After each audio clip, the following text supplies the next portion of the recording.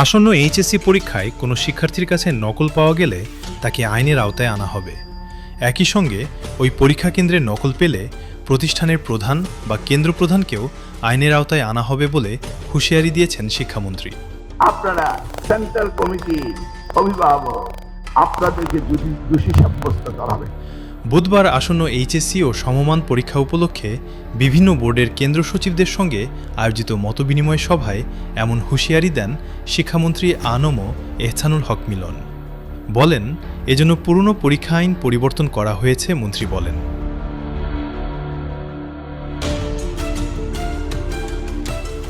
সংসদে আগের পরীক্ষা আইন সংশোধন করে বর্তমান সময়ের সঙ্গে সামঞ্জস্যপূর্ণ করা হয়েছে।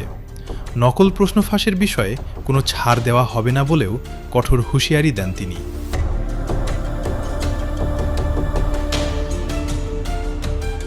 শিক্ষামন্ত্রী জানান, পরীক্ষকদের মূল্যায়ন নিশ্চিত করতে এলোমেলোভাবে উত্তরপত্র পুনরায় যাচাই করা হবে।